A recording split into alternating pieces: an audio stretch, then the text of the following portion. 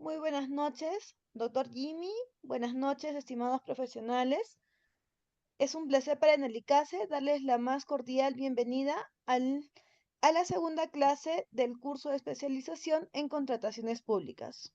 El presente curso, como saben, es de 6 sesiones. Hoy es la segunda sesión.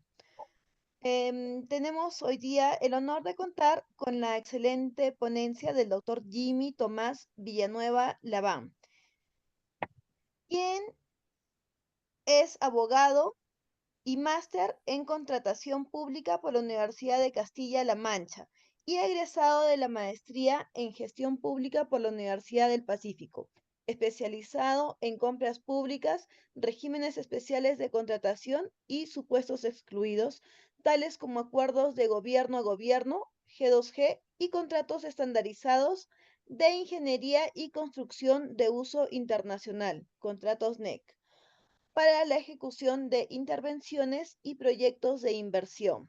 Cuenta con amplia experiencia en el sector público, destacándose su desempeño en la Autoridad Nacional de Infraestructura como subdirector de la Subregión de Ejecución Contractual de Inversiones y coordinador legal de infraestructura de la Oficina de Asesoría Jurídica, así como en otras instituciones, tales como la Presidencia del Consejo de Ministros, ARCC, en calidad de experto G2G y asesor legal frente a controversias ventiladas ante Tribunales Dispute Adjudication Board, además del Tribunal de Contrataciones del Estado del Organismo Supervisor de las Contrataciones del Estado, OCE.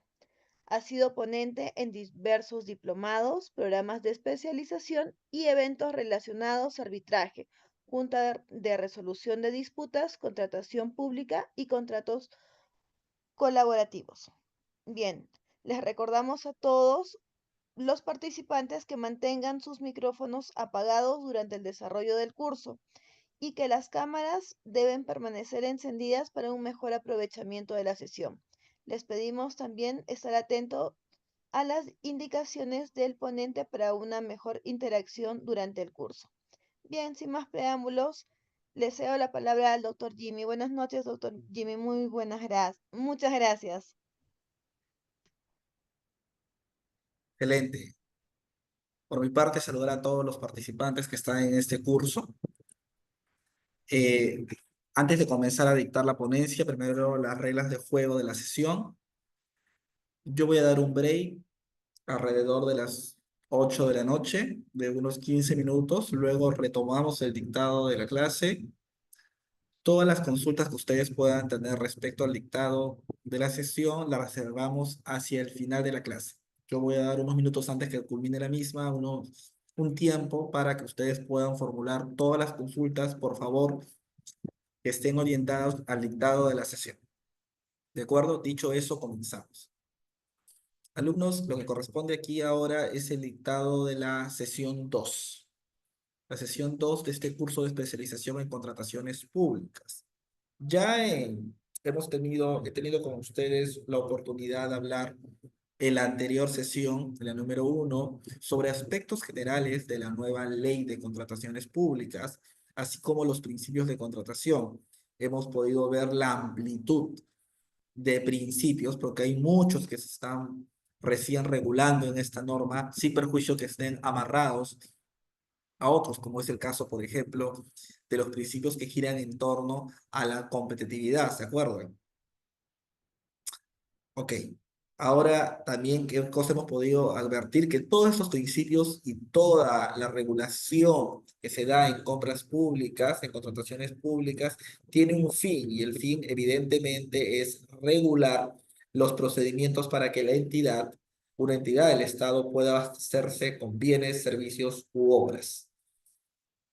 Esto representa la necesidad que tiene la entidad, que tiene que ser abastecida directamente a través de estos procedimientos de contratación y que el detalle de los mismos serán dictados en las siguientes clases que están por llegar a este curso. Pero algo que sí les adelanté en la primera sesión es que esta regulación como tal está orientada a ver cuál es el ámbito de aplicación de la norma y que va a haber algunos supuestos excluidos, les comenté, en el cual no se van a regir por esta regulación específica. Esa situación la vamos a abordar en la presente clase, seguramente de cara al segundo bloque. Bien, dicho eso, ¿a qué nos vamos a dedicar a ver en esta sesión, en la sesión 2? Vamos a comenzar viendo cuáles son los enfoques de la nueva ley de contrataciones públicas y finalmente vamos a ver el ámbito de aplicación de la norma, es decir, cuándo se aplica esta ley y cuáles son los puestos excluidos, que hay muchas novedades de cara a la nueva regulación que tenemos que está por entrar en vigor.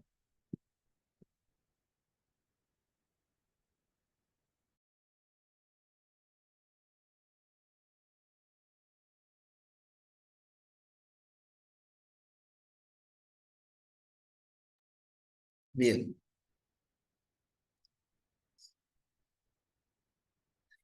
comencemos con los enfoques de la ley. Hay 5 grandes enfoques en la nueva normativa de contratación pública. Comencemos hablando de uno de ellos, el enfoque de integridad. ¿Qué nos dice la norma al respecto?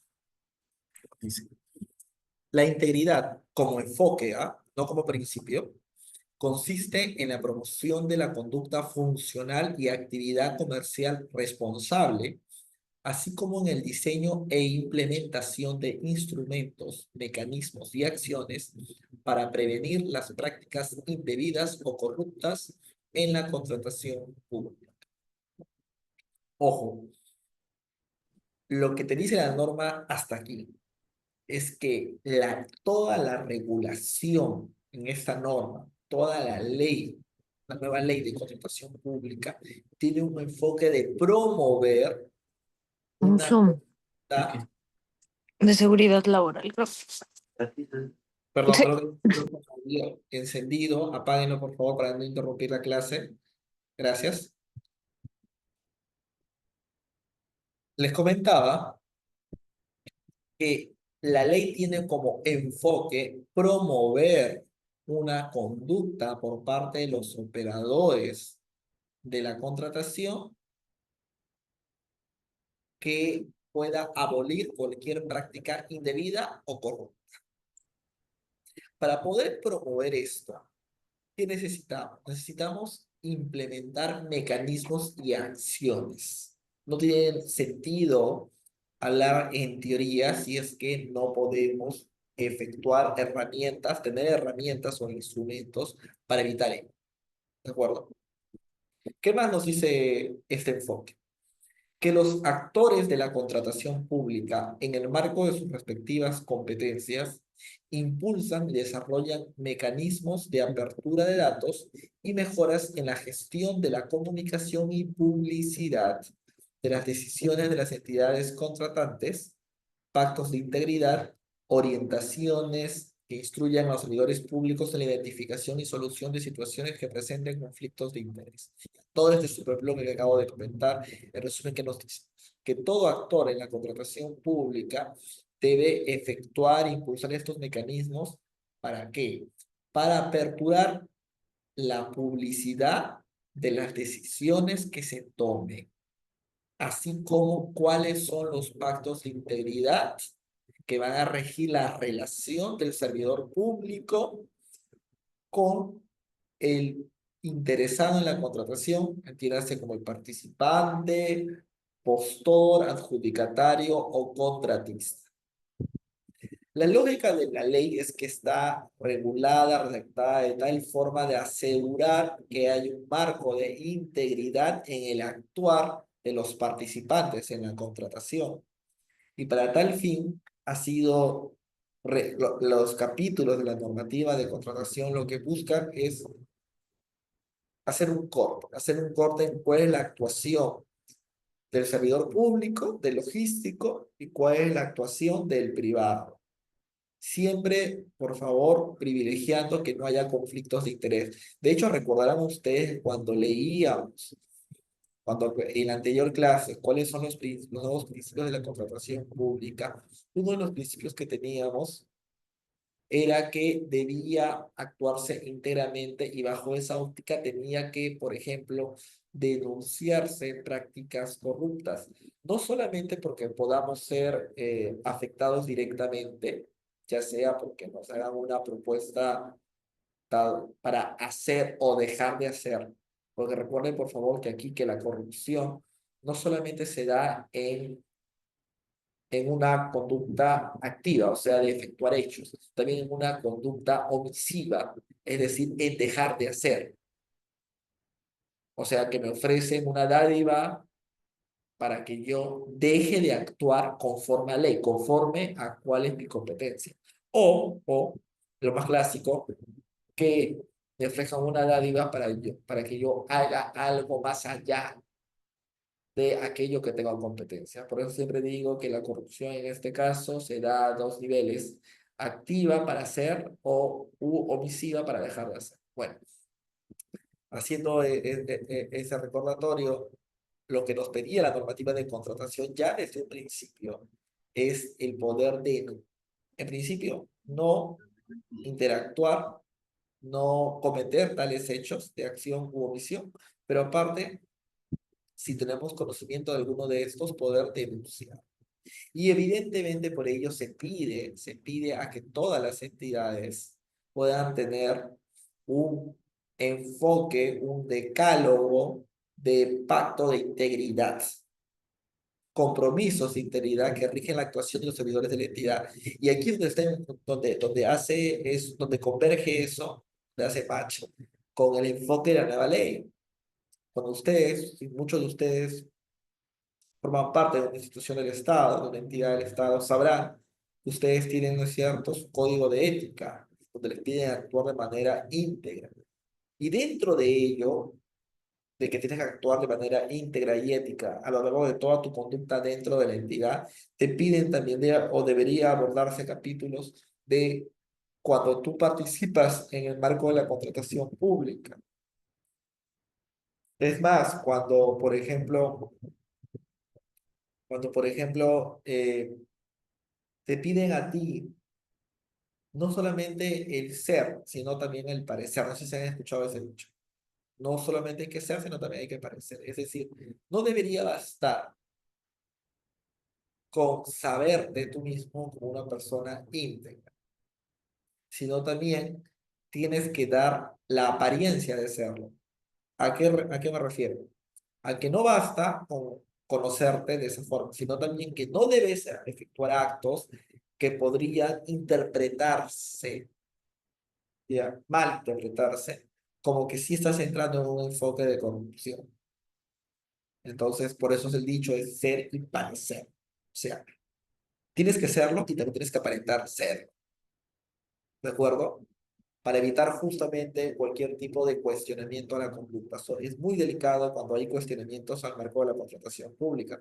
Más allá de que si hay un cuestionamiento a la actuación de los miembros del comité, por ejemplo, y que esto pueda ser revisado en una apelación, sea al interior de la entidad o por un tercero como es el Tribunal de Contrataciones del Estado, ¿no es cierto?, que finalmente va a dirimir a la interna de la entidad, también si vemos que la conducta ha sido no adecuada, puede formarse, puede generar esto responsabilidad, así como cuando se declara nulo un proceso, ¿no es cierto? Y hay un deslinde de responsabilidades, es porque alguien no hizo lo que tenía que hacer o lo hizo mal. Bueno, todo eso está enfocado o tiene relación con el enfoque de integridad de la nueva ley. Lo que se busca es evitar situaciones de conflictos de interés bajo la promoción de prácticas que vayan contra la corrupción. Por eso acá se dice que lo que se busca es prevenir prácticas indebidas o corruptas en la contratación pública. ¿De acuerdo? A grandes rasgos, ese es el enfoque de integridad que el legislador de la nueva ley lo ha tenido presente al momento de regular cada articulado de la nueva ley de contratación pública. Vamos a otro enfoque. Son cinco. Vamos al de gestión por resultados. Esto ya es un poco conocido. De hecho, la ley todavía vigente, la 3225, regula regula ello, regula el enfoque de la gestión por resultados. Y lo que te dice es la siguiente, te señala que es una estrategia de gestión pública que permite vincular la asignación de recursos presupuestales, bienes y servicios y resultados a favor de la población, con la característica de permitir que estos puedan ser medibles. Hasta allí, ¿qué está diciendo? Está diciendo que la gestión por resultados no es solamente un enfoque en la ley de contratación, sino que es una estrategia de gestión pública que lo que hace primar es el resultado favorable. Y para saber si un resultado es favorable o desfavorable, tiene que ser medible. Tiene que ser medible. ¿Yo cómo sé si la actuación que realizo está dando un resultado positivo o negativo si es que no lo pudiese medir? Si es que no lo pudiese ver. No habría forma de dar cuenta cuál es la repercusión del resultado, ¿verdad? Entonces, ¿qué te dice? Te dice que como característica tiene que permitirse el que pueda ser medido el resultado de qué? De tu gestión. ¿Qué tipo de gestión? De la asignación de recursos presupuestales, bienes y servicios. O sea, aquí te está diciendo todo lo que tú realices, todas las acciones que efectúes, desde la asignación presupuestal, desde que realizas el requerimiento, construcción preparatoria, entre otros, el procedimiento de selección y todo lo que va a acompañar, y la ejecución misma del contrato, todo tiene que tener un resultado favorable, favorable a, a la adquisición. Recordemos, por favor, lo siguiente. El procedimiento de selección y la ejecución misma del contrato solo es un medio para alcanzar la finalidad. La finalidad es el abastecerse de los bienes, servicios u obras, ¿verdad? El procedimiento de contratación no es en sí el objetivo, es el medio, por favor. Y así como el procedimiento de selección es un medio, las actuaciones preparatorias con mayor razón lo son. Desde que tú empiezas a hacer tu asignación, desde que empiezas lo metes en el plan anual de contrataciones de tu PAC, es porque toda esa gestión tiene un fin, un propósito, que es permitirte tener un contratista que te abastezca con aquello que tú necesitas. Entonces, todo movimiento, toda asignación de recursos y demás que realice, tiene que verse bajo la valla de tener un resultado favorable. ¿De acuerdo? Esa es la lógica de la gestión por resultados.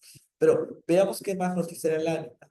Nos dice que la gestión por resultados contribuye a la mejora de la calidad del gasto público al propiciar que las entidades contratantes empleen los recursos públicos con eficacia y eficiencia, ojo, este otro principio, así como a mejorar la toma de decisiones en materia presupuestal y de gestión. ¿Qué nos dice esa segunda oración? Nos dice que todo ese enfoque que tú le vas a dar a cada movimiento que efectúes, que tenga un resultado favorable, ¿de acuerdo? Finalmente va a mejorar la calidad del gasto público. ¿Por qué? Porque va a ser justificado que la inversión que realiza el Estado al asignar el recurso presupuestal y al devengarlo en cada ocasión que corresponda, esto es finalmente emplear recurso público, tiene una finalidad de alcanzar la eficacia y la eficiencia en la toma de decisiones que realizamos como servidores públicos y principalmente en materia de contratación estatal.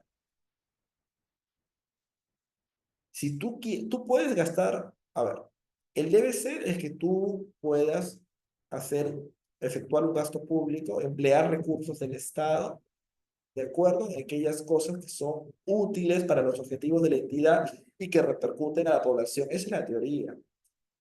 Pero ahora, si tú quieres que ese gasto público que debe cumplir con esto sea de calidad, contribuir a la calidad del gasto, tienes que asegurarte que cada acción que realices en el empleo de esos recursos, esa asignación presupuestal, te pueda ser medible en un balance positivo. Porque eso significa que tú estás apuntando a una gestión por resultados. Esa es la lógica de este enfoque de la ley. Y de hecho, creo que no es una novedad, porque ya, como repito, está en la ley vigente, la 30225, cuando tú revisas, no de manera aislada necesariamente, sino cuando revisas de manera integral los varios articulados de la normativa actual, y también, lo cual también ocurre con la nueva norma, todo tiene una razón de ser, que es justificar la actuación del servidor. Ahora, este enfoque de la ley está orientado al más al ciudadano o más al servidor público, más al contratista al servidor público. Como pueden apreciar, está más orientado al servidor público, porque te habla de una estrategia de gestión pública y los únicos que hacen gestión pública son los que trabajan en el sector público, a efectos de mejorar la calidad del gasto público. ¿Quién efectúa el gasto? ¿Quién hace la recurrencia? ¿Quién decide el empleo de recursos públicos? El Estado, no lo va a hacer el privado. Basta ya que él se beneficie de eso. Este enfoque de la ley está orientado completamente a una mirada y una sensibilización del servidor público. A diferencia, por ejemplo, del enfoque anterior, el enfoque de integridad, si lo revisamos, está dirigido a todos los actores de la contratación pública, sea que trabajen en el sector público como en el sector privado, porque no solamente le vas a exigir que sea íntegro el logístico, ¿verdad? También tiene que ser íntegro el contratista, el participante, el gestor, el adjudicatario, todos los que participan. Ya, este otro enfoque de gestión por resultados tiene otra mirada que está dirigido al público, al sector público. Eso no significa que el privado no deba conocer de esto. Claro que lo conoce, no solo porque está en la ley, sino porque tiene que entender que toda actuación que realice su contraparte, el servidor público, sea el logístico, ya sea el contratista, si ya tenemos un contrato de por medio, busca esto, porque la norma exige ese enfoque. Cada acción que emplee, cada estrategia que emplee a lo largo de la ejecución, a lo largo de la ejecución contractual, perdón, está buscando un resultado medible para justificar la calidad del gasto público. Así es como tiene que verse. Repito, se está buscando, la gestión por resultados busca un resultado medible para justificar la mejora de la calidad del gasto público. Entonces, ¿lo tiene que tener presente el sector privado? Sí. ¿Y quién tiene que ejecutar ello? Aquellos que están del lado del sector público, porque son ellos los que deciden en qué se emplea el recurso. Desde el inicio, desde que se hace la programación del gasto, hasta al momento de dar la conformidad para que se pueda disponer del recurso del pago, finalmente, para que se pueda incluso deber todos los que participan en la cadena para el devengo del gasto público, finalmente, del recurso público, perdón. Para eso, todos los que participan en la cadena de pagos tienen que tener este enfoque. Por eso es que siempre cuando entra la Contraloría a ver las actuaciones que realiza el servidor, la Contraloría lo que fiscaliza finalmente es el servidor público, cada decisión de gestión, porque ustedes saben, lo que hace Contraloría es decir, a ver, hay una contravención pública si es que ven que tu actuar no se apega a la norma de contrataciones. Es cierto.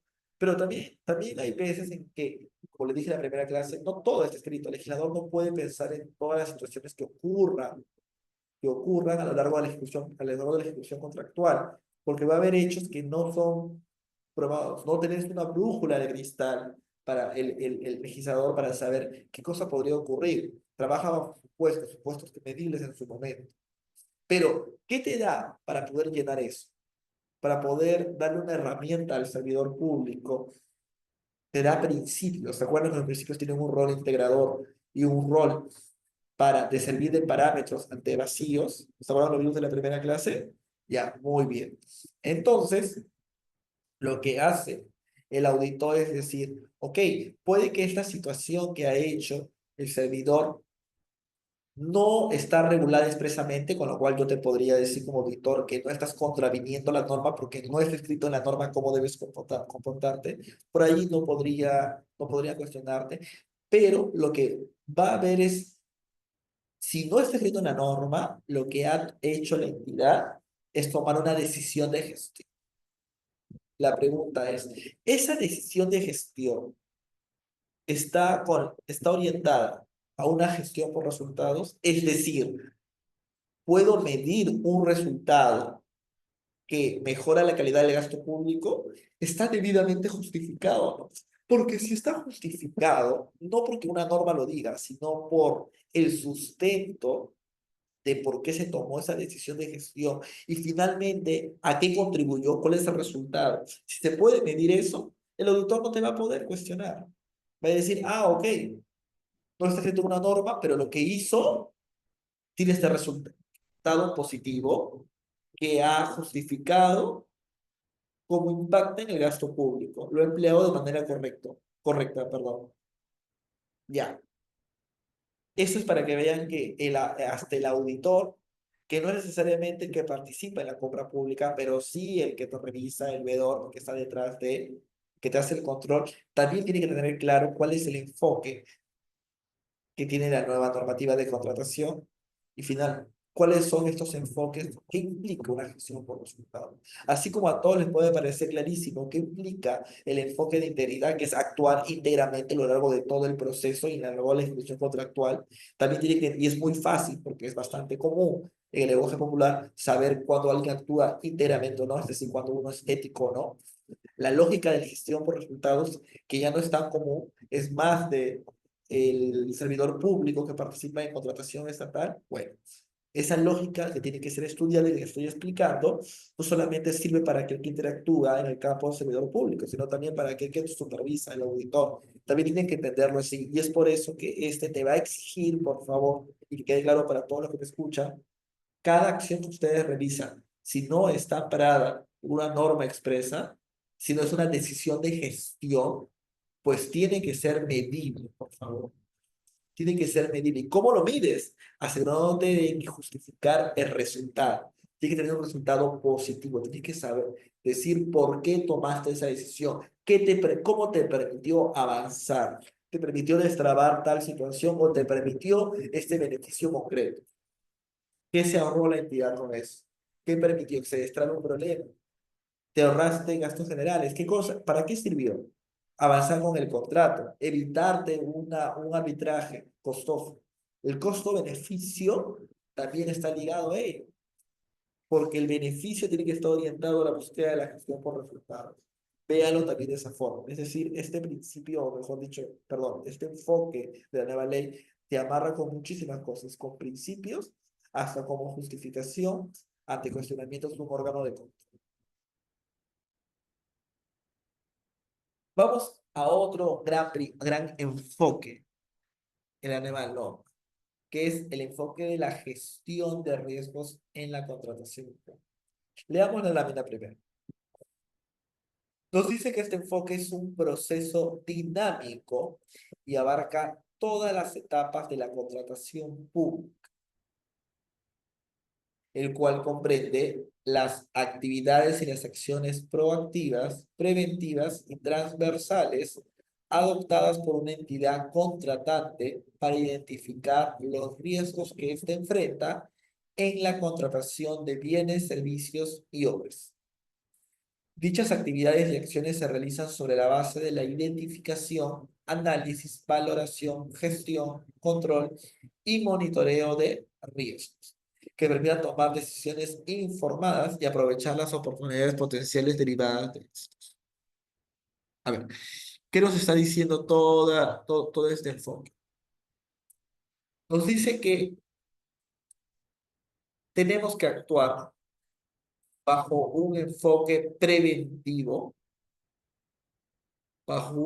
y efectuar acciones proactivas como entidad para identificar riesgos, para monitorearlos y saber tomar las decisiones asertivas para, ante cada oportunidad que se presente, enfocada en un riesgo. Para poder entender esto, alumnos, la pregunta que deberíamos hacer los primeros es, ¿qué es un riesgo? Yo no voy a poder identificar un riesgo, como me pide este enfoque, si no sé qué cosa es un riesgo. Y menos voy a poder gestionarlo, monitorearlo, ni demás, ni controlar algo que no conozco. Entonces, repito, ¿qué es un riesgo? El riesgo, para todos, por favor, es aquella situación, o mejor, en la cual se está ante una expectativa de un hecho que aún no ocurre, pero que es propenso a que ocurra. Esto es estar en un periodo latente de incertidumbre, pero no de desconocimiento completo, sino de incertidumbre de que una situación no deseada se concrete. Ese es un riesgo. Un riesgo es aquella situación que aún no se materializa, pero que podría ocurrir y repercute negativamente en la acción. Eso es un riesgo. Por ejemplo, aterricemos. Demos ejemplos. ¿Cuál es el riesgo al momento de designar un comité de selección?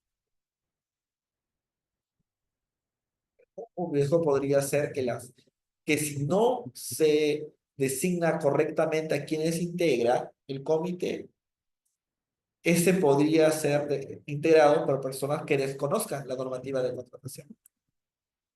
Ese es un riesgo, que la entidad no sepa designar a los miembros del comité. Otro riesgo que podría ocurrir, que es un riesgo interno, si se dan cuenta, porque solo depende de la entidad. Otro riesgo que podría ocurrir, que habiendo designado tu comité y ya habiendo lanzado el proceso y demás, uno de los participantes se acerca a uno de ellos o a la totalidad del comité y le haga un ofrecimiento indebido para que se vea favorecido, para eliminar la competencia, para que se le adjudique la buena. Ese es otro riesgo que puede existir. Y así puede identificarse muchísimos riesgos. Tiene que hacerse una matriz de riesgos, ¿no? De identificación. En cada etapa en la que estás, ¿qué riesgo podría ocurrir? ¿Cuál es otro riesgo que podría pasar? Ya, a ver, en la etapa de ejecución contra que haya colusión entre el supervisor y el contratista para señalar de que hay un defecto en el expediente, ¿ya? En virtud del cual tenga que aprobarse un adicional de obra. Es otro riesgo que podría pasar. Y así muchísimo. Entonces, ¿qué te dice este enfoque? Te dice, tienes tú que identificar tu riesgo y una vez que lo hagas, tienes que efectuar acciones proactivas y preventivas a efectos de poder tratarlos.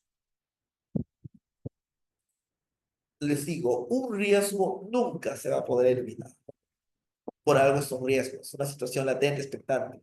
Lo que sí puedes hacer es efectuar acciones para monitorearlo y controlarlo para que no ocurra.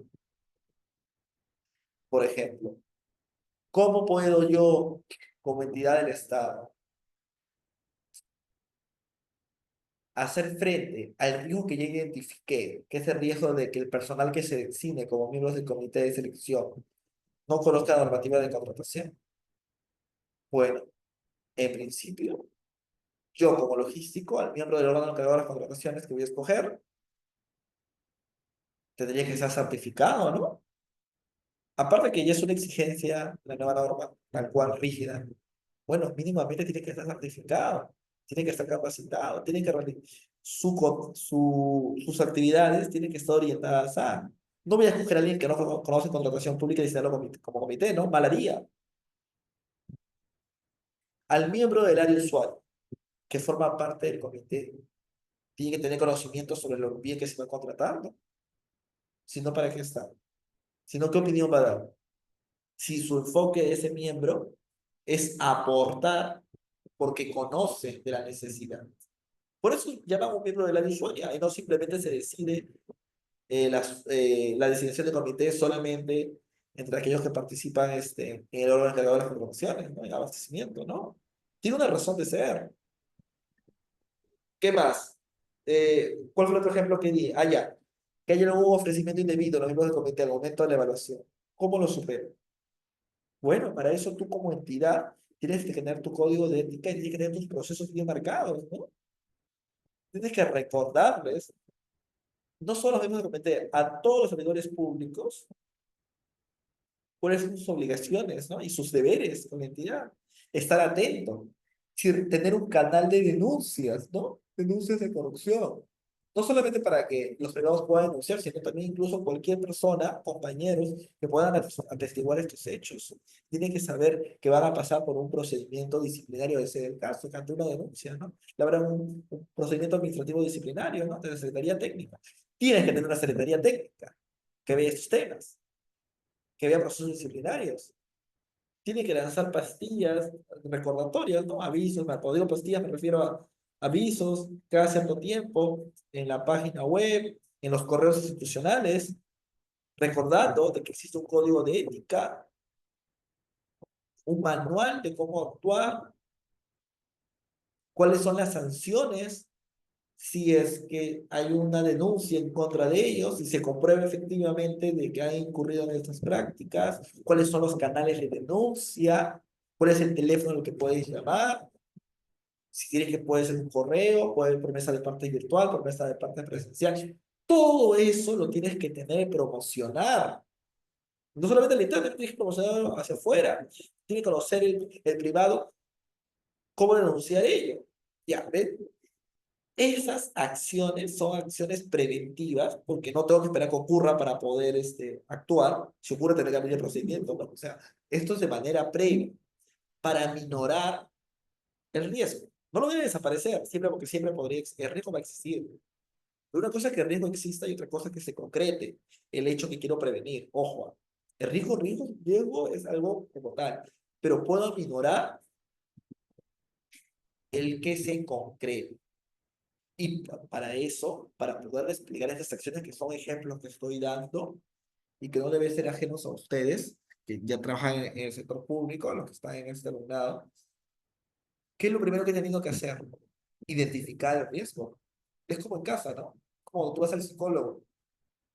¿Qué te dijo cuando vas al psicólogo? ¿Tú cómo quieres sanar, recuperarte, si ni siquiera reconoces que estás mal? ¿Cómo pides ayuda si para ti estás en tu negación que estás bien, que todo es perfecto? No vas a poder. Tienes primero que identificar cuál es tu mal, o si no, ayudarte en alguien para que te identifique, ¿no? Sé que algo está mal conmigo, pero no sé qué es. Bueno, hagamos un examen. Autoconozcamos, ya. Es la misma lógica de este enfoque. Conócete. Conócete, verifica cuáles son los riesgos que tienes y gestiona el control y monitoreo de los.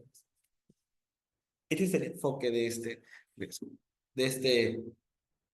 este enfoque de la nueva ley de gestión de riesgos es el que les acabo de mencionar. Creo que ha quedado bastante claro. Vamos a otro enfoque, este es un enfoque nuevo. La gobernanza de la contratación pública. ¿Qué nos dice la ley? Es el enfoque que prioriza la gestión efectiva, eficaz, ordenada y transparente del proceso de contratación pública, en cumplimiento del mandato constitucional que busca promover la transparencia y la protección del interés general. Ojo, está diciendo que hay que priorizar una gestión efectiva, eficaz, ordenada y transparente del proceso de contratación, a efectos de promover la transparencia. ¿Qué más nos dice? Tanto los mecanismos internos de las entidades contratantes como las vías externas de participación de los otros actores conforman este enfoque multidimensional, el cual requiere la articulación de los involucrados en el proceso de contratación pública y es fundamental para la consecución del fin público de adquirir bienes, servicios y obras. Ya. Este enfoque de gobernanza, en verdad, se ha importado de lo que es los contratos colaborativos. Los contratos estandarizados de ingeniería de construcción de uso internacional. Cuando yo le explicaba a ustedes en la sesión 1 sobre el principio del value for money, del valor por dinero, ¿se acuerdan que les comenté que este principio se había recogido, se había importado de este tipo de contratos, contratos NEC, contratos FIBIC, entre otros? Ya, igual pasa con este enfoque, el enfoque de la gobernanza. ¿Cómo funciona? ¿Qué? Profesor, no entiendo lo que dice la... ¿Cómo se materializa este enfoque multidimensional de articulación? Lo que te dice es que dentro de la institución, tú tienes, bueno, tiene esta que organizarse para poder monitorear y controlar cuáles son las instancias que van a actuar de manera articulada a lo largo del proceso de contratación. Por ejemplo, cuando se usan contratos colaborativos, que los contratos podrían incrementarse, bueno, allí se usa el término, no existen adicionales, se llaman eventos compensables, en el caso del contrato NEC, por ejemplo, y ahí la autoridad ante el contratista es el gerente de proyecto. En el contrato FIDIC se llama el ingeniero, que es el ingeniero del FIDIC, ¿ah?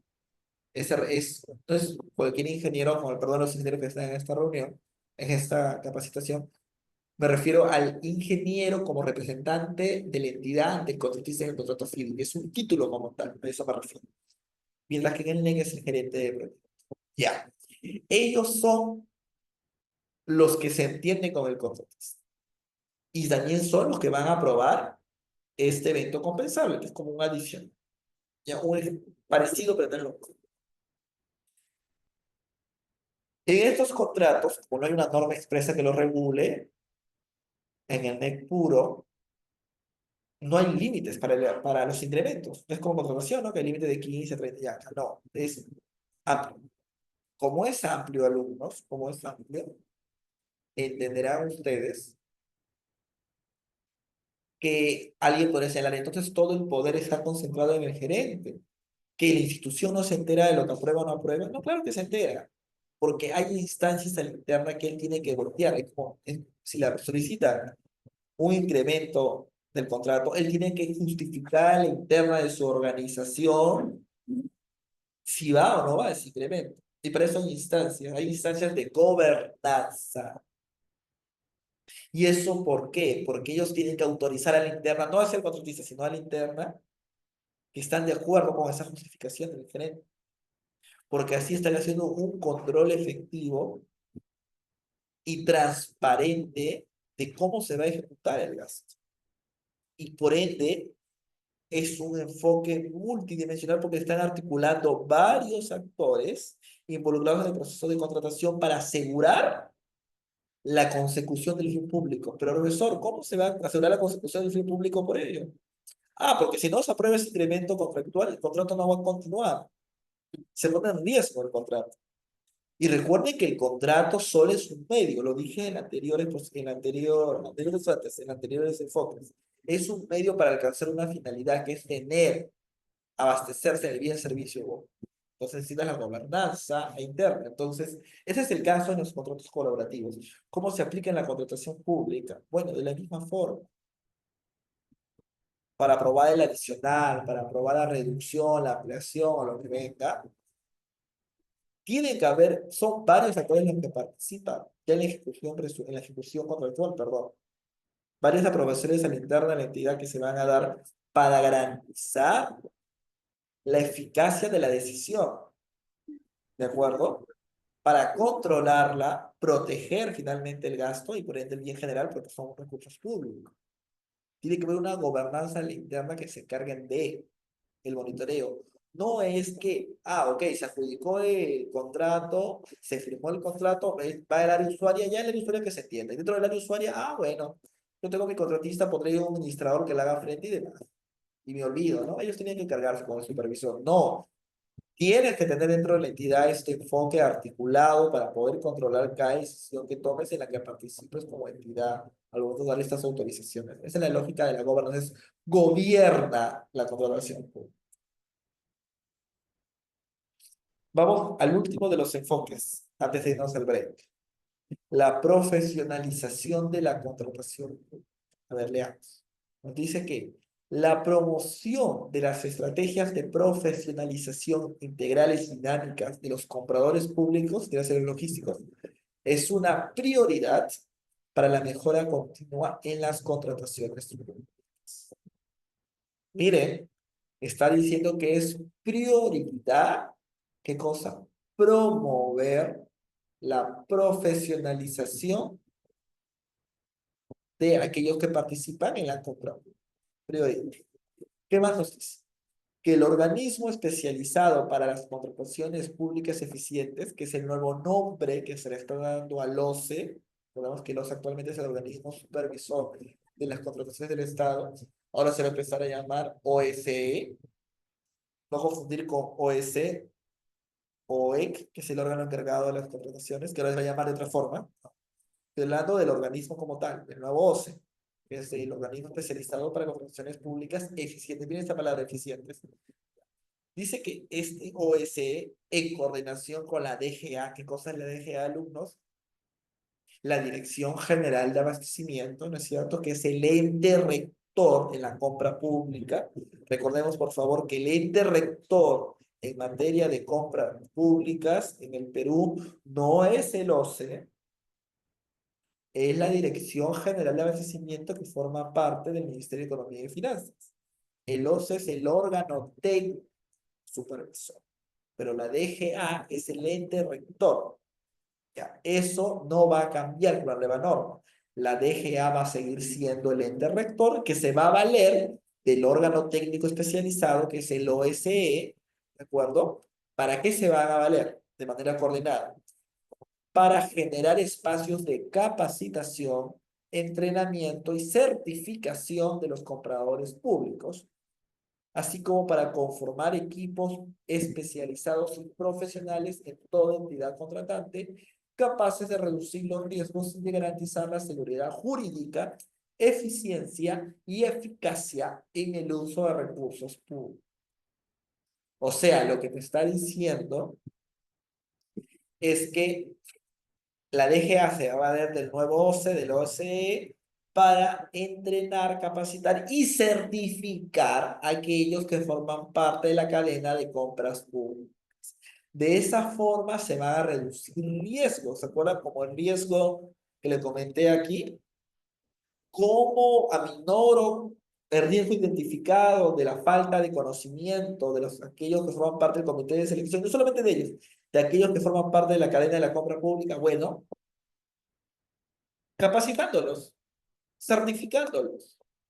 De esa forma me garantizo que tengan un conocimiento que les permita cumplir esta función.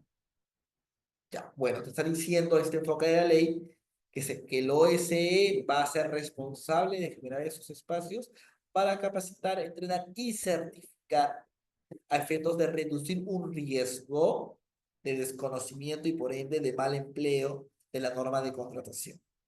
De esa forma se garantiza, ¿qué cosa? La seguridad jurídica, la toma de decisiones por aquellos actores, así como la eficiencia y la eficacia en el uso de recursos públicos. Nuevamente sale este término.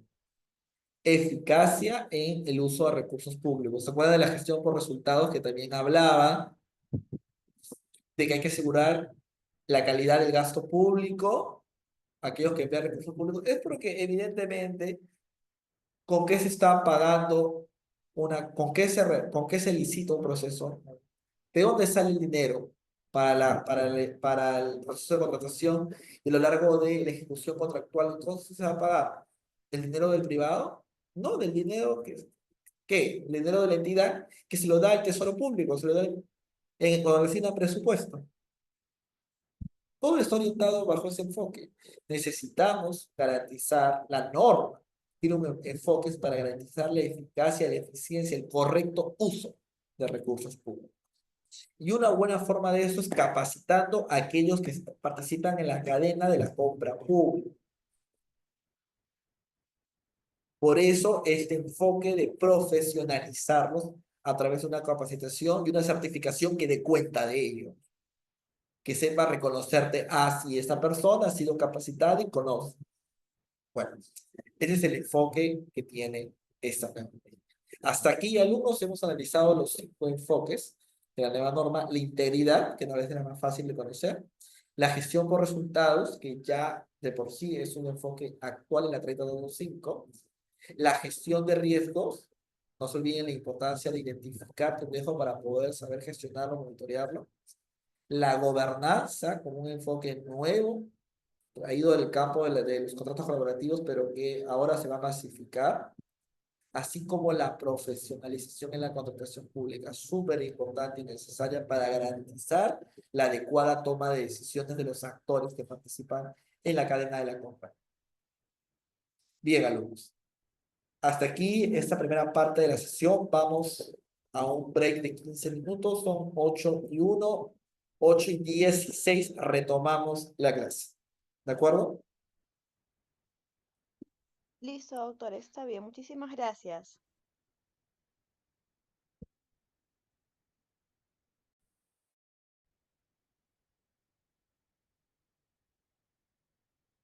Bien.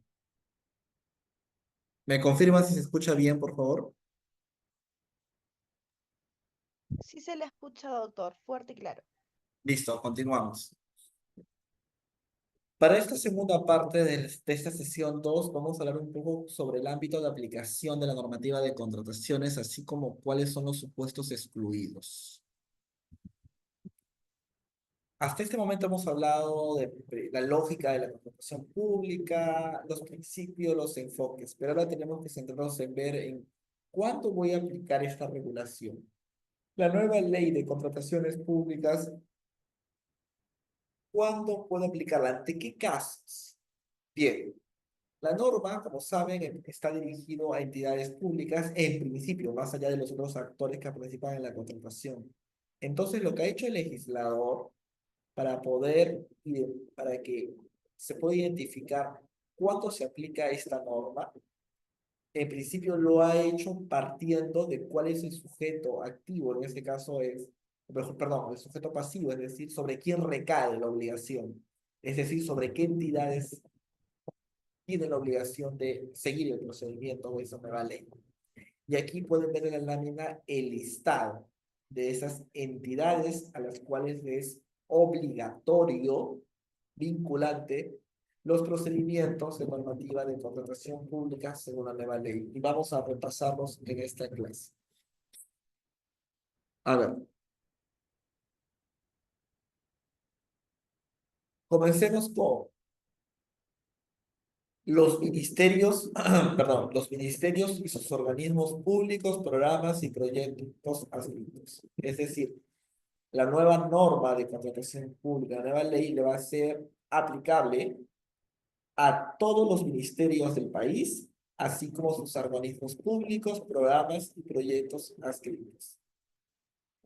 Profesor, esto es absoluto. Cualquier ministerio, incluso el Ministerio de Relaciones Exteriores, en cualquier actividad que efectúe. Bueno, estamos leyendo la regla general. Como les dije en la clase pasada, cuando hay una regla general, hay excepciones. Las excepciones, los supuestos excluidos, los vamos a ver a continuación. Pero en principio, quédense con el gorro de que los ministerios y sus organismos públicos, programas, medios escritos, están obligados a usar este procedimiento. ¿Qué más? El poder legislativo, el poder judicial y los órganos constitucionalmente autónomos. O sea, el Congreso, el PJ, y tirarse, cuando digo el poder judicial, a todas sus instancias, juzgados de primera instancia, segunda instancia, la Corte Suprema, ¿de acuerdo? Así como a los organismos constitucionalmente autónomos. Si bien me podría preguntar, profesor, ¿cuáles son esos organismos constitucionalmente autónomos? Por ejemplo, el Tribunal Constitucional. Recuerden que el Tribunal Constitucional no es lo mismo que la Corte Suprema. La Corte Suprema está en la misma cadena y jerarquía del Poder Judicial. Es la última instancia, una suerte de tercera instancia que resuelve casaciones. Mientras que el Tribunal Constitucional, su rol es de ser máximo intérprete de la Constitución, y si ahí tenemos procesos constitucionales, ellos pueden dirimir en última instancia interpretativa. ¿De acuerdo? ¿Qué otro? Sí, el Tribunal Constitucional también usa la norma de contrataciones, está obligado. ¿Quién más lo usa? Otro ejemplo, profesor. El Jurado Nacional de Elecciones es un organismo constitucionalmente autónomo. Otro, la Defensoría Pública, ¿cierto? La Defensoría del Pueblo es un organismo constitucionalmente autónomo, no le reporta a nadie, no le rinde cuentas a nadie. Más allá de la Contraloría, evidentemente, ¿no? En la justificada del gasto, pero me refiero a que no tiene un jefe inmediato. Como tampoco lo tiene el Tribunal Constitucional, no tiene el Jurado Nacional de Elecciones, no lo tiene la Defensoría del Pueblo. Hay 11 aproximadamente, 11 organismos constitucionalmente autónomos en el país. Otro, el Jurado Nacional de Elecciones.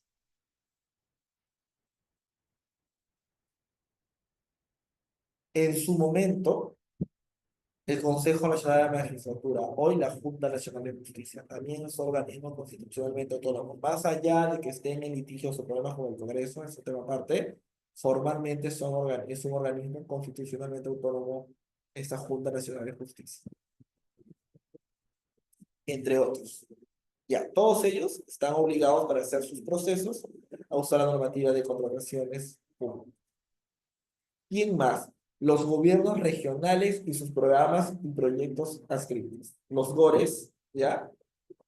Están obligados a usar la norma de contrataciones, así como también los gobiernos locales, es decir, las municipalidades distritales, ya de su localidad, también, y sus programas y proyectos adscritos también están obligados a usar esta norma. ¿A quiénes más se les obliga? A las universidades públicas, cuando la UNI, la San Marcos, la Villarreal, la Cayetana, la Universidad, la San Antonio Abad, la San Agustín de Arequipa, la Universidad de Lambayeque, la Perón del Gallo, ¿no? Trujillo, la Universidad de la Amazonía, en general, todas las universidades, aquí en universidades que estoy olvidándome de listar en este momento, todas ellas para hacer sus procesos de contratación están obligados a usar la nueva norma de contrataciones del Estado. ¿Quiénes más? Las juntas de participación social también están obligados a usar esta norma. Otro, las empresas del Estado pertenecientes a los 3 niveles de gobierno. Por ejemplo, Sedelpal. Sedelpal es una empresa del Estado, sí. Sí está obligado Sedelpal a la normativa de contratación estatal. Otro, los fondos constituidos total o parcialmente con recursos públicos, sean de derecho público o privado. Un fondo constituido con recursos públicos. Estos fondos entenderse como Foncodes, Fondepes, entre otros, son fondos que están asignados con recursos públicos. Ojo, no tiene que ser total. Pasa con que parte de la asignación presupuestal de esos fondos esté con recursos públicos, ya te obligan a usar la norma de contratación. Eso es lo que lo jala. ¿Quiénes más? Las Fuerzas Armadas, la Policía Nacional del Perú y los órganos desconcentrados tienen el mismo tratamiento que se señaladas antes. Así es, ellos también están obligados a usar la normativa de contratación estatal. La policía sí usa, las Fuerzas Armadas también. Salvo alguna excepción en particular que veremos más adelante, por regla general sí usa. ¿Quién más? Salud, que no es lo mismo que el Ministerio de Salud, ¿ya? Salud también usa la normativa de contratación, está obligada. ¿Quién más? Las organizaciones creadas conforme al ordenamiento jurídico nacional con autonomía y capacidad para gestionar sus contrataciones. Ojo, organizaciones creadas conforme al ordenamiento jurídico nacional con autonomía y capacidad. uno revisa el ordenamiento jurídico, hay mil formas de asociación y de organización. La norma establece, no solamente en el capítulo societario, sino incluso en el capítulo de modernización de la gestión pública, las formas bueno, en tema societario es un tema propio, ¿no? Pero en temas de la modernización de la gestión pública, que tiene una secretaría a cargo de la PCM, establece cómo se crean las organizaciones. ¿De acuerdo? Y como tiene un enfoque público, porque se rige por esa normativa de modernización de gestión pública, y tienen esta autonomía propia para gestionar sus contrataciones, les dice, ok, esas contrataciones que vas a efectuar a esta organización estatal va a ser a través de normativa de contratación.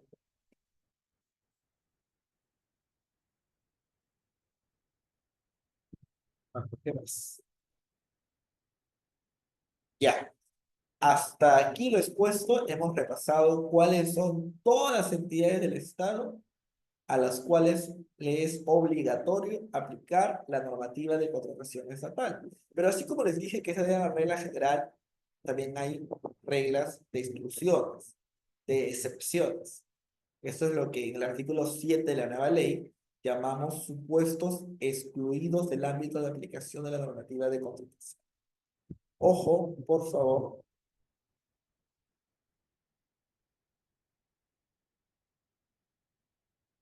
Y vamos a, son varios, ya lo pueden ver, son varios, pues vamos a comentar rápidamente los mismos para que pueda verse lo provechoso de esta, para poder identificar qué entidades, o no necesariamente qué entidades, sino a qué casos, qué casuística no les es obligatorio aplicar la normativa de contrataciones. En muchos casos vamos a comentar la razón que puede ser un caso más evidente que en otro, ¿no? A ver, miren el enfoque, cómo el legislador ha establecido la razón de por qué efectuar determinados casos. En la misma definición de la. Vamos con lo primero. Los contratos bancarios y financieros que provienen de un servicio financiero, ya, esos no se emplea la normativa de contrataciones. Los contratos que hacen los bancos, el leasing, el facto, entre otros, un préstamo bancario, servicio, no se están obligados a usar la normativa de contratación estatal. Salvo, dice, salvo la contratación de seguros. La contratación de seguros sí se puede contratar con normativa de contratación estatal. O sea, yo como entidad del Estado, si quiero contratar un seguro, no estoy obligada a usar la normativa de contratación, porque tiene una regulación propia. Si yo, entidad del Estado, quiero contratar, o mejor, los servicios de un banco para no se crear, si es un banco en particular, o de adquirir un servicio financiero, no estoy obligado a usar normativa de contratación. Supuesto excluido. Pero seguros y arrendamiento financiero, distinto al decreto legislativo 1437, esos dos casos, pese a ser servicios financieros, sí puede emplearse normativa de contratación. Vamos a otro ejemplo, otro caso, mejor dicho. Las contrataciones que realizan los órganos de servicio exterior de la República que se dan fuera del territorio nacional y que sean exclusivos para su funcionamiento y gestión. O sea, por ejemplo, en el servicio de Canciller, ¿ya? Nosotros tenemos, como ustedes saben, alumnos, participación a través de las distintas embajadas en en distintos países del mundo. Bueno, la embajada en España, en México, Colombia, Perú, Rusia, Estados Unidos y demás. ¿Ya? Cuando estas embajadas quieren contratar para su funcionamiento, ojo al candado, quieren efectuar una contratación que sea exclusiva para su funcionamiento y gestión, esa embajada que está fuera del Perú no está obligada a usar normativa de contratación, eso es supuesto exclusivo. Pero los candados son los siguientes. Tiene que ser fuera del territorio nacional y la exclusividad, funcionamiento y gestión. Si no, sí lo puede emplear la normativa de contratación.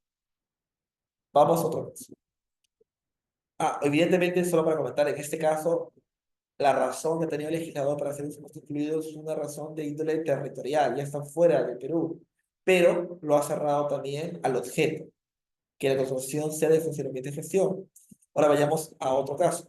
Las contrataciones que realiza el Ministerio de Relaciones Exteriores, ojo, porque cuando hablábamos del ámbito de aplicación, se que decíamos como regla general que los ministerios en general tenían que usar las normativas de contratación y les decía que esa es una regla general. Bueno, la excepción es que de estos ministerios, el Ministerio de Relaciones Exteriores, solamente ese, no se va a ver obligado a usar la normativa de contratación siempre que realiza una contratación enfocada en una transmisión de mando supremo y de cumbres internacionales, perdón, previamente declaradas de interés nacional, así como eventos conexos que cuenten con la participación de jefes de Estado. Por ejemplo, transmisión de mando, ¿no? Cuando hay cambio de presidentes. Cuando hay una cumbre internacional, la PEC, entre otros, esos foros, ya, viene jefe de Estado, esa contratación para la transmisión de esas cumbres y demás, y que son declaradas de interés nacional por el Congreso, entiéndase, no necesita de efectuarse bajo el ámbito de la contratación estatal, está excluida. Recuerdo, el legislador ha dado una lógica de envergadura del evento, del objeto de la contratación. ¿Qué más?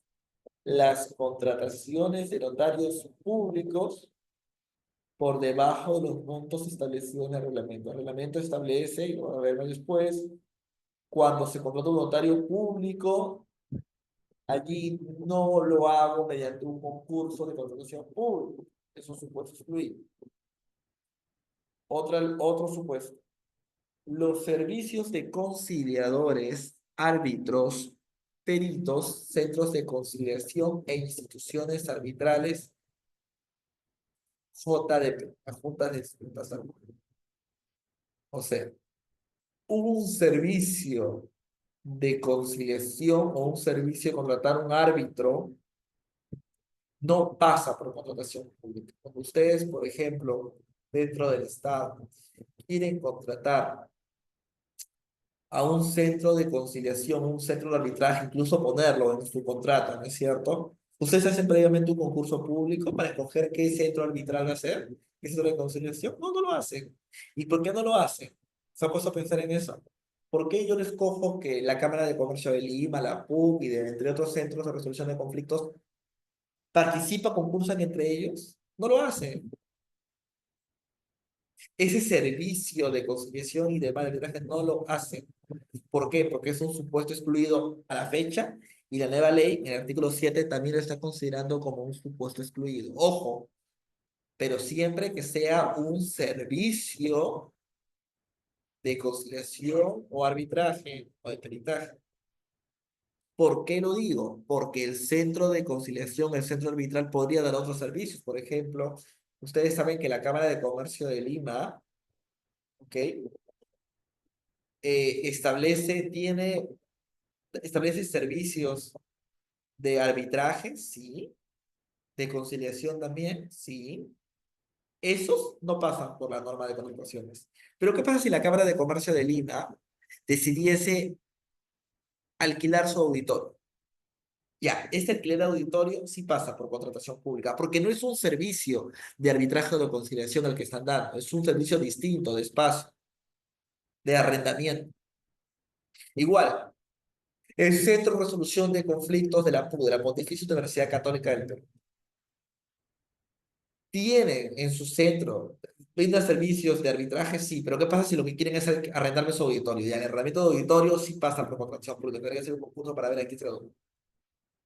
Bueno, también depende de la cuantía, evidentemente. Pero solamente por el centro, por brindar el servicio de arbitraje, no pasa por norma de contrataciones.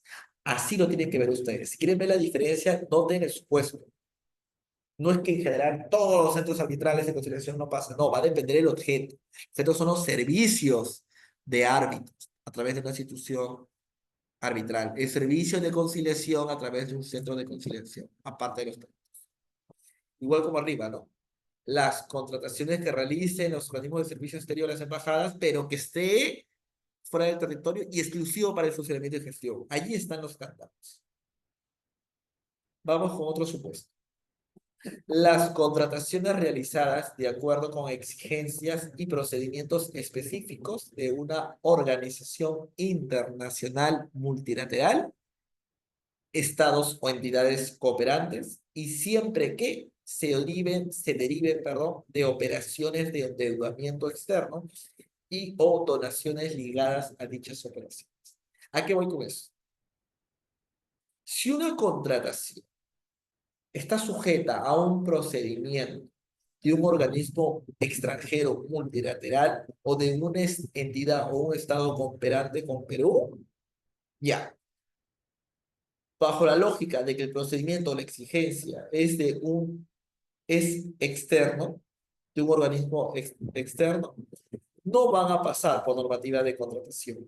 Siempre que, aquí viene el candado, siempre que esa contratación que quiero efectuar deriva de una operación de endeudamiento externo y de donaciones ligadas a dichas operaciones.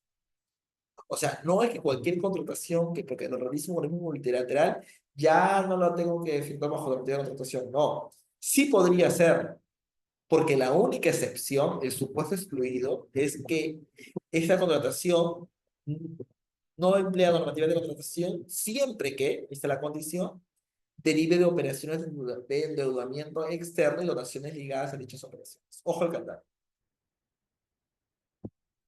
Vamos con otro supuesto. Las contrataciones celebradas con los presidentes de directorios que desempeñen funciones a tiempo completo en las entidades o empresas del Estado. Ustedes saben que las empresas del Estado suelen haber directorios. Los directorios están presididos, encabezados por un presidente. Ya. Cuando se quiere contratar al presidente del directorio, digamos de Sedapal, no tengo que hacer un concurso para ver quién, no. Se puede contratar directamente, fuera de la normativa de contratación estatal, con la condición que la función a desarrollar sea a tiempo completo. ¿De acuerdo? Pasemos a otro caso, a otro supuesto excluido. Las contrataciones que se sometan a regímenes especiales. Profesor, ¿qué es eso de regímenes especiales? Así como la normativa de contratación es la regla general, es una regulación general, también hay regulaciones propias. El legislador a veces a diversas entidades del Estado le da un régimen particular. ¿Por qué? Porque el objeto que desempeñan es muy particular. Por ejemplo, Petroperú. Petroperú tiene un régimen, una ley con un procedimiento de contratación específico propio. Es un régimen especial de contratación. Ahí no aplica normativa de contratación, porque tiene su propia ley. Ese es un ejemplo. Otro caso. La Autoridad Nacional de Infraestructura, la ANI. La ANI tiene un decreto supremo que le establece un procedimiento especial para contratar a consultores de cartera de proyectos, así para usar contratos estandarizados. Ya. No el contrato estandarizado que te permite la nueva ley, sino un procedimiento especial dirigido solo para ti, ley con nombre propio. Ese es un régimen especial. Y como es un régimen especial, no le aplica la normativa de contratos. ¿De acuerdo? O sea, son entidades a las que se le han dado un régimen especial que va a prevalecer sobre el régimen general, que es el de la contratación. Por ende, son supuestos incluidos. Y así como esos dos ejemplos, hay más. Vamos con otro caso. Otro caso es la contratación de abogados, estudios de abogados y otros profesionales necesarios para la participación en la etapa de trato directo y en la fase arbitral o de conciliación para la defensa del Estado. Cuando uno quiere contratar un estudio de abogados, ¿de acuerdo? Ya sea para que te ayude en la conciliación o el arbitraje, te den ese soporte legal necesario porque vas a entrar a una estrategia legal, con independencia de contar con tu proveeduría que te va a ayudar, quieres contratar aparte abogados, un estudio externo, no necesitas hacer todo un concurso de normativa de contratación para contratarlos, ¿de acuerdo? Tú dices, profesor, pero yo he visto, por ejemplo, que en mi entidad, para contratar un estudio de cabecera que nos asesore, sí hacen un concurso, hacen participar a varios estudios de abogados. Ya pues, es que sí, va a depender del objeto, alumno, siempre. Si el objeto es dar una consultoría general, hacer un acompañamiento y demás, ¿no?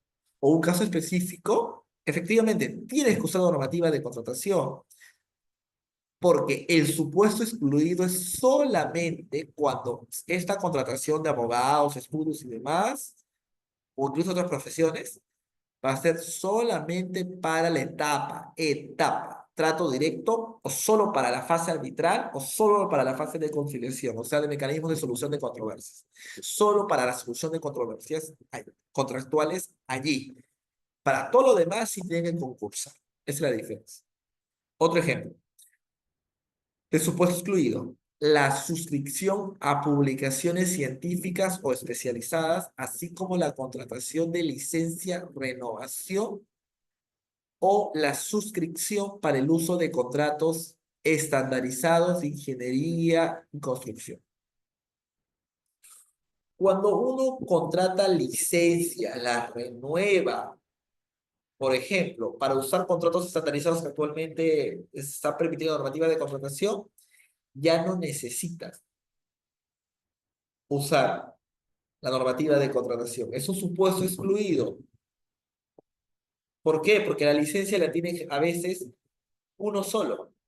¿Qué haces tú haciendo todo tu concurso?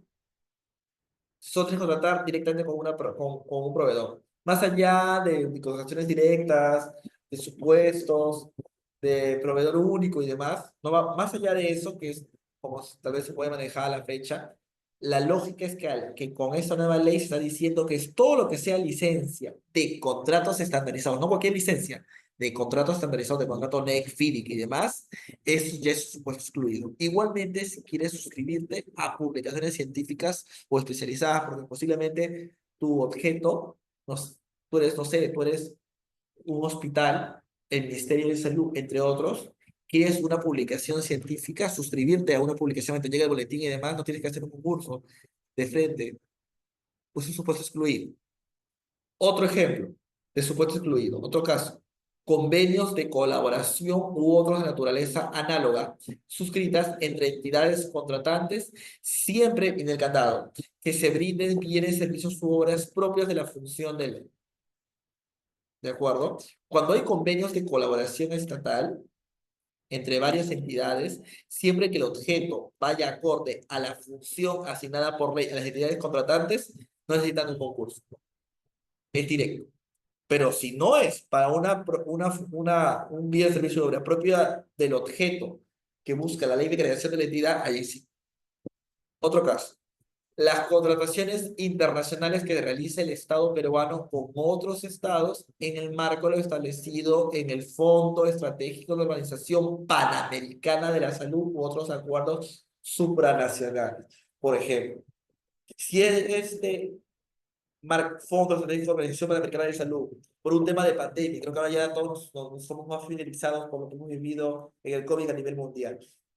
Si tengo que hacer una contratación internacional con otros estados dentro de este fondo estratégico para poder contratar medicina, medicamentos, vacunas, suplementos y demás, dentro de esa organización panamericana de salud, no, o un acuerdo supranacional, este estado con otro estado, en esta materia no requiere de un concurso entre estados, no, de frente se contratan porque es un supuesto excluido. Tomamos otro ejemplo. Las contrataciones realizadas de acuerdo con las exigencias y procedimientos específicos de una organización internacional, estados, entidades cooperantes que deriven de donaciones efectuadas por estos, siempre que dichas donaciones representen por lo menos el 25% del monto total de las contrataciones involucradas en el convenio suscrito para el plan. Noten, por favor, la diferencia y el candado. ¿Se acuerdan que en la anterior lámina poníamos que también, justo ahí, el primer resaltado en negro? La contratación realizada de acuerdo con exigencia y procedimiento específico de la Organización Internacional Monetaria o entidades tratantes, ya, es igualito que la primera parte de aquí hasta la coma. Ese tipo de contrataciones, en el primer caso, era supuesto excluido cuando derivaba de operaciones de endeudamiento externo o de donaciones, pero no cualquier donación, de donaciones ligadas a operaciones. ¿Qué operaciones? De endeudamiento externo. Ya. Aquí es siempre que deriven de donaciones, ya no ligadas a operaciones de endeudamiento externo, no, sino de donaciones que realicen esas entidades, esos estados, pero le ponen una valla, un parámetro que como mínimo tiene que ser el 25% del monto total de la contratación que se involucre en el convenio respectivo. Si es menos del 25%, sí tenemos que pasar por todo el marco de contratación estatal. Pero si es del 25 a más, eso es un monto excluido. Vamos con otro caso de supuesto. Las contrataciones de servicios públicos siempre que no exista la posibilidad de contratar a más de un proveedor. Cuando haces tu estudio de mercado y te das cuenta que solo hay un proveedor que brinda ese servicio público, ya no tiene sentido hacer todo un concurso. Yo quiero que me brinde tal servicio, pero en la zona en la que está solo hay un proveedor único, ya, de frente, estoy por excluido. Esas son parte de las innovaciones que están ocurriendo en la normativa. Vamos con los tres últimos supuestos. Las contrataciones realizadas con proveedores no domiciliados en el país. ¿Qué pasa si yo quiero contratar a alguien que está fuera del territorio nacional? Ahí radica. Le voy a exigir que no, que venga, que se cree un RUC en Perú, que licite, participe. No, ya no va a ser toda esa estrategia. De frente se considera su puesto excluido y puedo hacerlo. Pero obviamente, yo tengo primero que hacer mi estudio de mercado para señalar que el servicio que me van a brindar solo lo va a hacer un grupo de proveedores, sí. Pero todos ellos radican en el extranjero. Entonces, como radican todos en el extranjero, son los domiciliados ya. No tienen que concursar entre ellos. Es considerado su puesto excluido. Otro supuesto excluido, el penúltimo. Las contrataciones gobierno a gobierno y sus contratos derivados conforme a los acuerdos de comercio internacional y a las normas y principios del derecho internacional. Esto de la contratación gobierno a gobierno o contratación de Estado a Estado es el famoso G2G. El que les habla es experto en G2G. He visto estos contratos ya más de 5 años, vengo viéndolos. Creo que el caso más exitoso en Perú es el acuerdo gobierno-gobierno que se firmó con el Reino Unido para los Juegos Panamericanos. Para contratar al Reino Unido se hizo un procedimiento selectivo, sí, pero no es el procedimiento selectivo de la norma de contratación pública, es un procedimiento especial que se hizo para ver qué país, sea Reino Unido, Canadá, se presentó otros países, Holanda, entre otros, qué país, o sea, Países Bajos, qué países nos ofertaban un servicio de asistencia acorde para que el Perú lo seleccione como socios para poder efectuar contratos bajo ese marco, bajo el marco de la asistencia del otro país. Ese es el contrato G2G o de gobierno a gobierno o Estado a Estado, como quieran llamarlos ustedes. Y todos los contratos derivados, por ejemplo, los contratos NEC que se suscriben bajo el acuerdo gobierno-gobierno, esos no se aplica a la normativa de contratación estatal. Ojo, estoy hablando de contratos que deriven del acuerdo gobierno-gobierno. Lo digo porque la nueva norma de contratación, lo van a ver más adelante, te permite usar contratos estandarizados, sin usar un acuerdo gobierno-gobierno. Son contratos estandarizados, como el contrato NEC, pero bajo las reglas que ha puesto el legislador. Esa es una de las grandes innovaciones de esta nueva normativa de contratación que está por entrar en vigor, que se permiten usar contratos colaborativos como el NEC y el FIDI, pero con candados específicos de la normativa de contratación, una regulación especial. A esos casos sí se tiene que aplicar la normativa de contratación conforme está redactado en su clausulado. Pero aquí lo que yo estoy comentando, no se confundan por favor, son contratos colaborativos que deriven del acuerdo gobierno-gobierno. Si derivan del acuerdo gobierno-gobierno, están bajo esa protección y por ende no le aplica los candados de la normativa de contrataciones. Por ejemplo, ¿quién emplea estos contratos de gobierno-gobierno y contratos derivados? Como lo dije en su momento, los Juegos Panamericanos, el proyecto Legado, que ahora, por cierto, está desapareciendo, la entidad Legado lo va a pasar al IPD. ¿Quién más? La Autoridad para Reconstrucción con Cambios, hasta que dejó de existir en el fines del 2023. La Autoridad Nacional de Infraestructura emplea contratos bajo el acuerdo gobierno-gobierno. ¿Quién más? El PRONIS puso un acuerdo gobierno-gobierno, ya lo tiene con Reino Unido. ¿Quién más? Provías Nacional tiene un acuerdo gobierno-gobierno. ¿Con quién? Con Francia, son contratos FIDI. Otro, el Ministerio de Salud, me parece, también tiene un acuerdo gobierno-gobierno con Francia. O creo que es a través del PRONIS. Creo que el PRONIS tiene con Reino Unido y con Francia. Y así seguramente se van a suscribir muchos acuerdos gobierno-gobierno. Ya, en la contratación de ese otro gobierno y los contratos derivados de esa contratación, ya, están exentos de normativas de contratación pública. Se rige bajo la lógica de principios de derecho internacional. Ya, es otro enfoque. ¿Qué más? El último supuesto. Las contrataciones de bienes, servicios de consultoría de obras y obras necesarias para los procesos de adquisición de predios y liberación de interferencias, conforme al marco lo dispuesto en el decreto legislativo 1190. Cuando tú contratas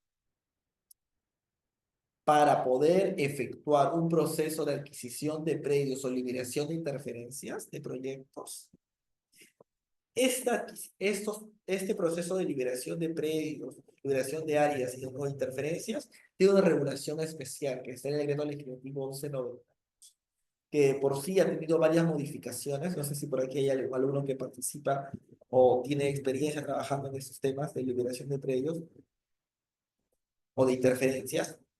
Ha habido muchas modificaciones del decreto legislativo 1190. Y cada modificación que se da es para hacerlo más célere, más ágil.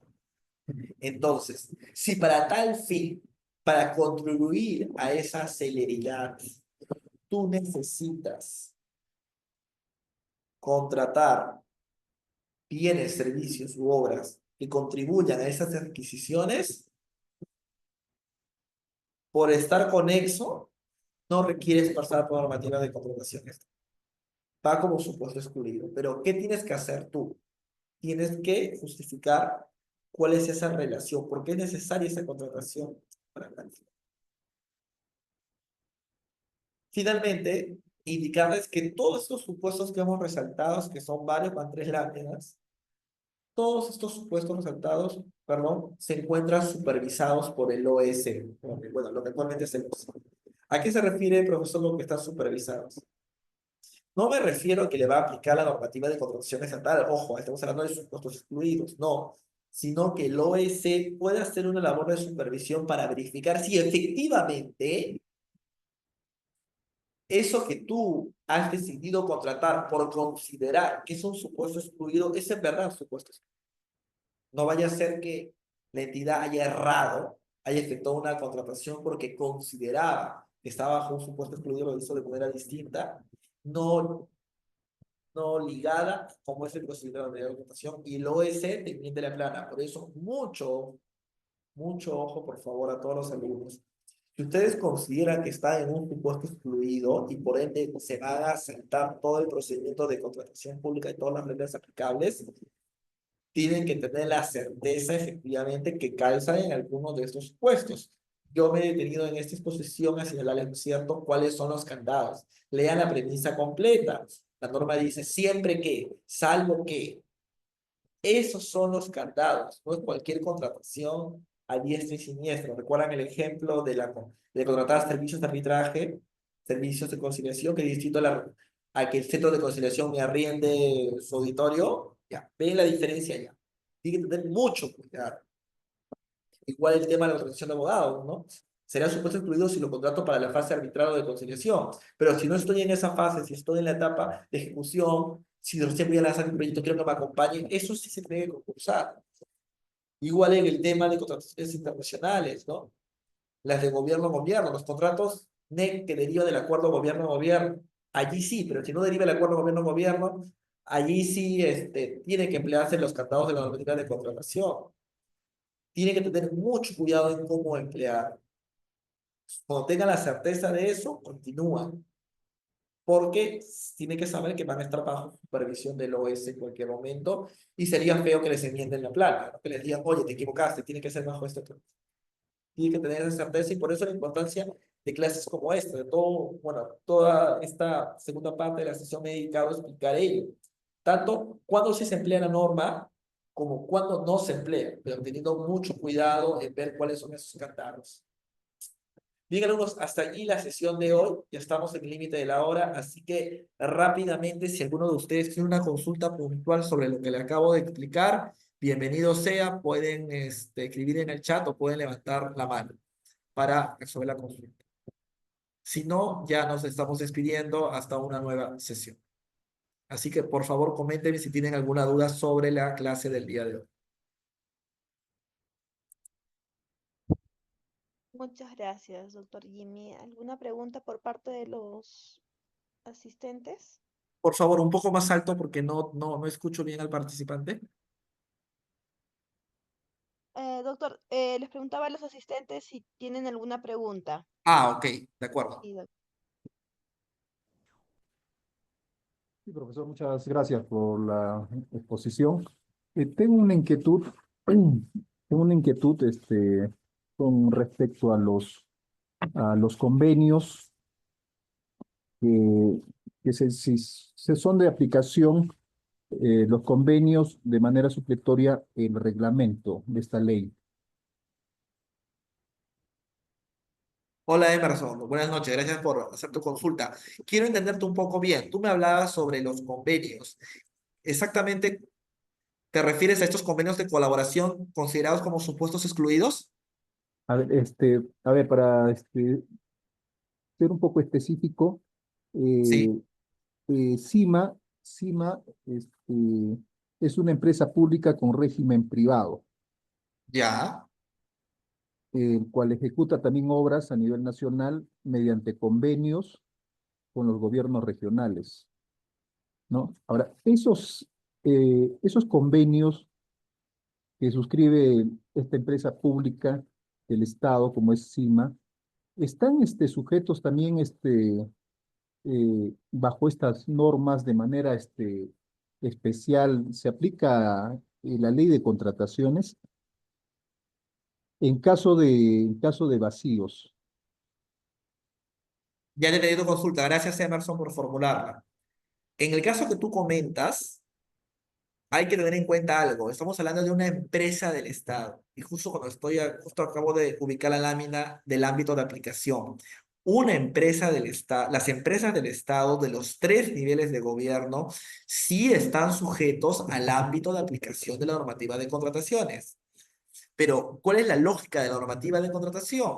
Poder comprar, bueno, abastecerse de bienes, servicios u obras. Entonces, si la entidad quiere necesita un bien, un servicio o una obra, está obligada en principio a seguir el proceso de contratación pública. Pero si tú quieres hacer un convenio interinstitucional con otra entidad, ese es un tema distinto. Una cosa es hacer un convenio de cooperación institucional con otra entidad y otra cosa es abastecerse de bienes, servicios u obras. Para esto último, este abastecimiento sí requiere del ámbito de aplicación a la normativa de contratación.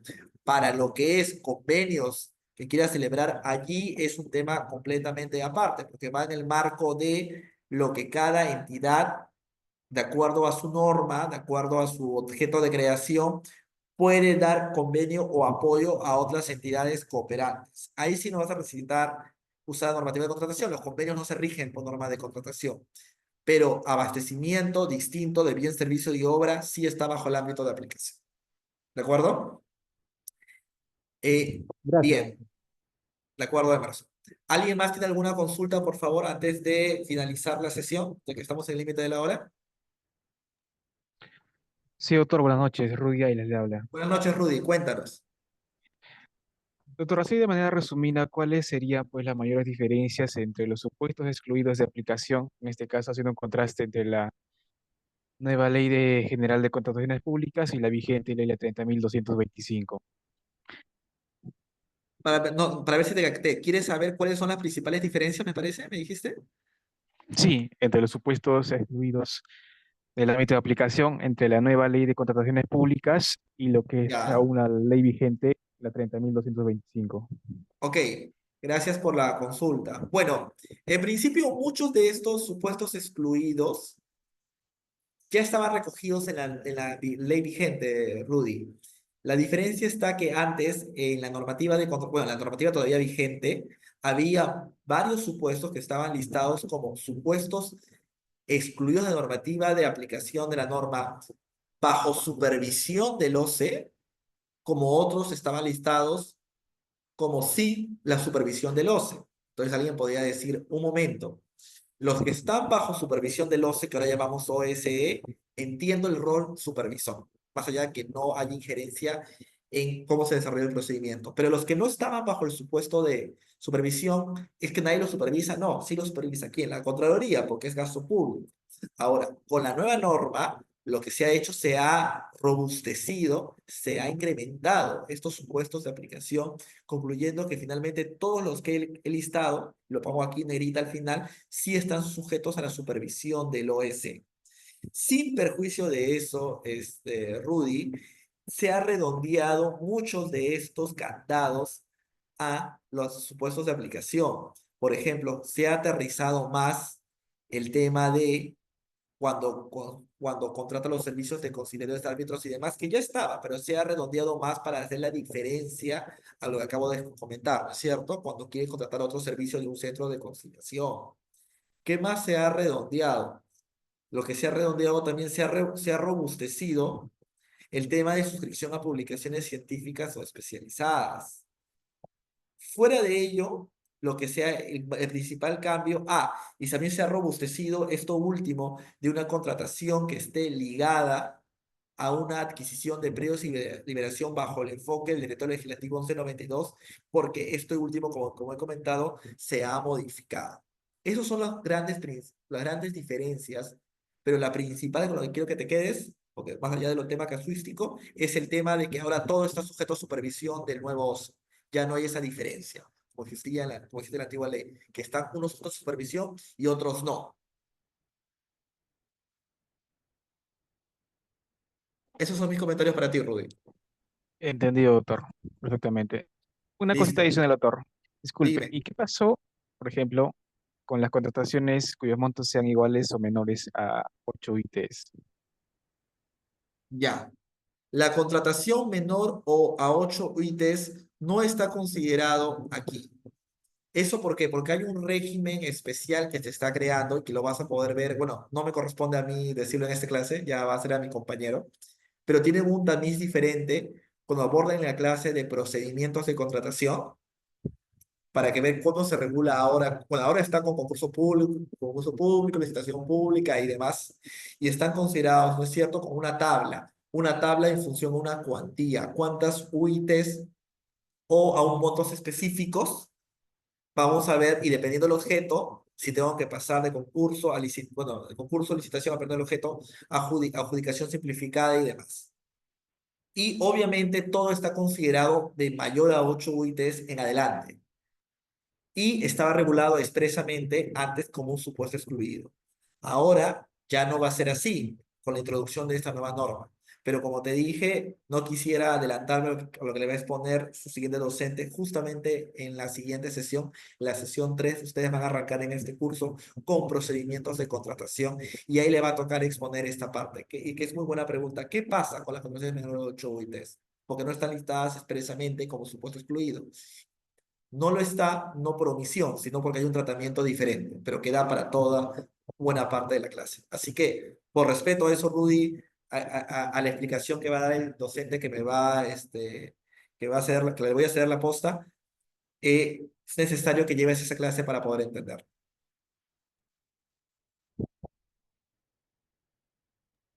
¿Alguno más, por favor, tiene alguna consulta? Si no, con eso ya estamos dando por cerrada la clase.